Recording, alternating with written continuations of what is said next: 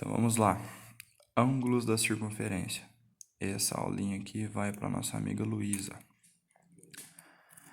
Todos os ângulos da circunferência são ângulos que a gente consegue formar dentro ou fora da circunferência, passando raios, cordas ou secantes. Então vamos lá. O primeiro, ângulo central.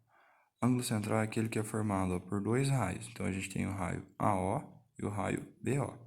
Os dois se encontram aqui no centro, então formam esse ângulo alfa, correspondente a esse arco aqui, APB. Então, o tamanho do arco APB é o mesmo valor tamanho do ângulo.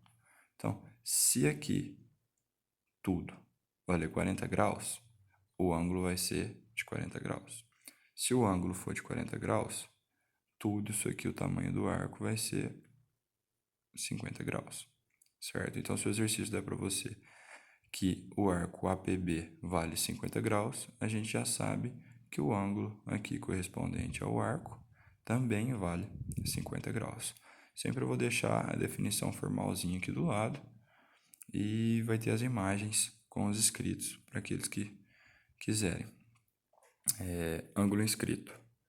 Se a gente pegar aqui, ó, é quase a mesma coisa do central, só que ele não passa pelo centro. O ângulo inscrito, na verdade, é esse aqui, ó, AVB.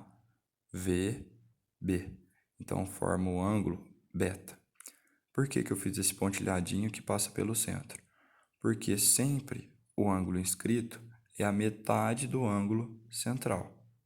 Então, tá vendo, ó, que a gente tem esse arco aqui, ó, de A até B, e AVB forma o ângulo. Então, a gente consegue traçar outro ângulo central, e sempre, na maioria das vezes, o exercício dá ou esse tamanho aqui, ou o valor do ângulo central, para a gente saber o quê? Que o ângulo central é 2 vezes esse ângulozinho aqui que a gente chama de beta. E que o beta é a metade do ângulo central, o beta é a metade desse tamanho todo aqui do arco, tá?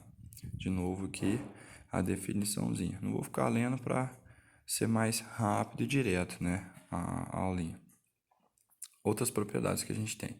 Então, a gente viu que a gente tem um ângulo central, que o tamanho do arco é o mesmo tamanho do ângulo e vice-versa, e o ângulo inscrito, que esse ângulo formado aqui, quando a gente prolonga os raios, a gente sabe que esse ângulo é o dobro desse. Como a gente pode ver aqui, ó, beta é igual a alfa dividido por 2, ou seja, beta é igual a metade desse ângulozinho aqui. Outras propriedades que a gente pode ter no círculo. Tá vendo todos esses ângulos aqui, ó, que eu coloquei alfa, alfa e alfa? Aí vocês falam assim, ó, professor João, por que será que todos é do mesmo tamanho? Tá vendo que todos eles partem do mesmo arcozinho aqui, MN? Ó, para fazer aqui esse ângulo alfa. Peguei aqui, ó, M, fui lá, N.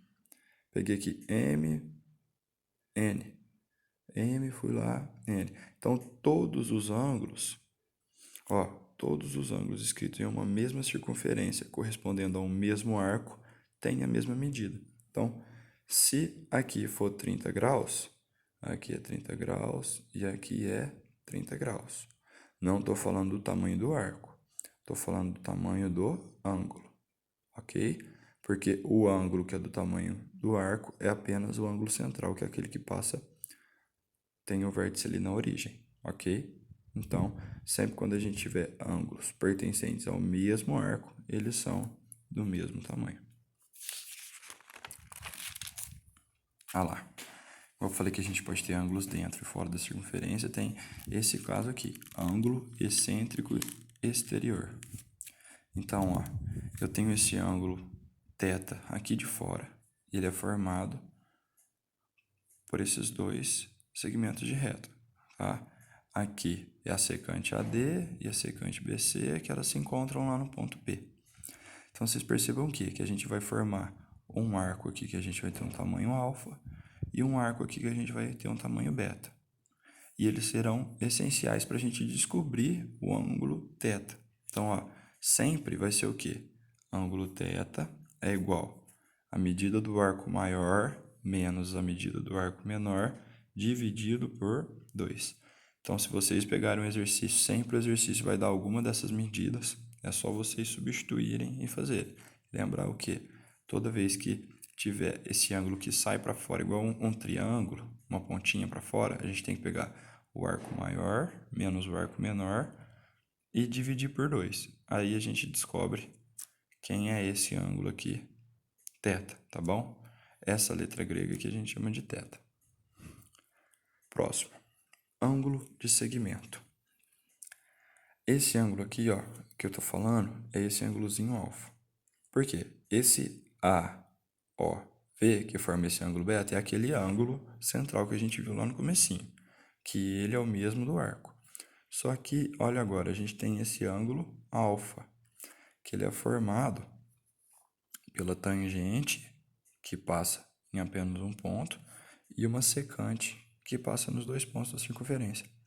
Aí eu até escrevi aqui, ó, fica a dica. Toda reta tangente à circunferência forma um ângulo de 90 graus com um raio.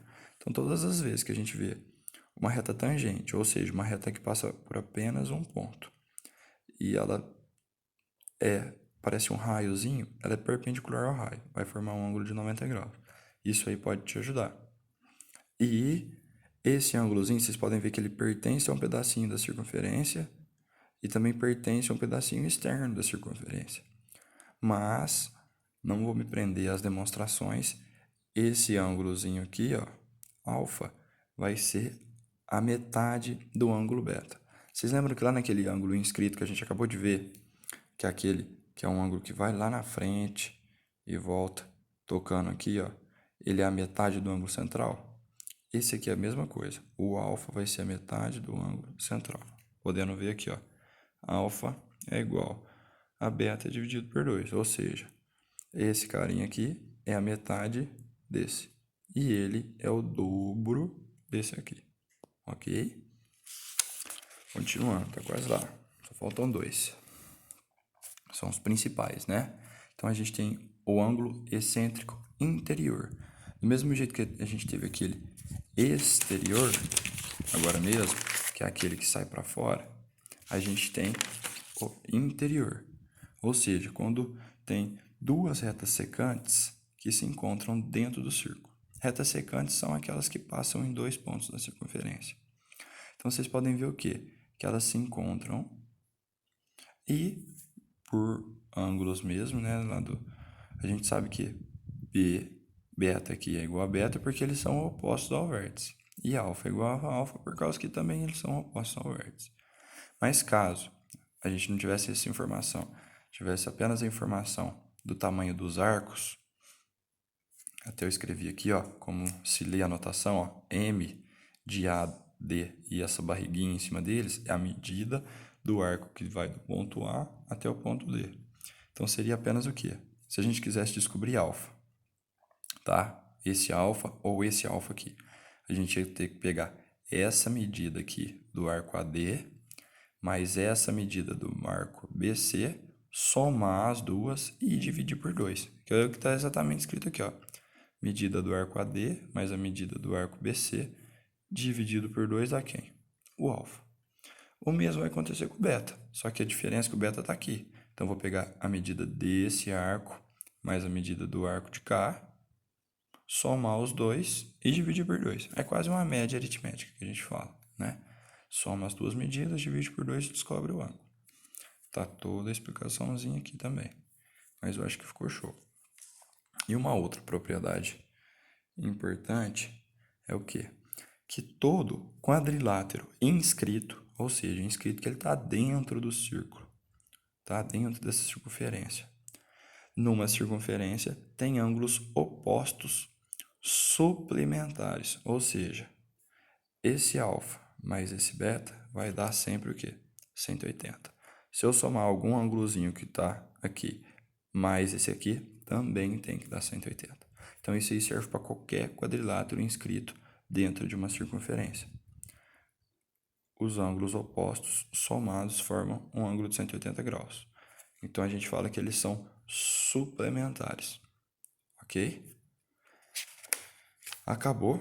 Essas aqui são as principais propriedades que a gente pode ter numa circunferência, nos exercícios que aparecem aí, tá? Dos ângulos na circunferência. E agora é só se divertir nos exercícios, tá ok? Abraço.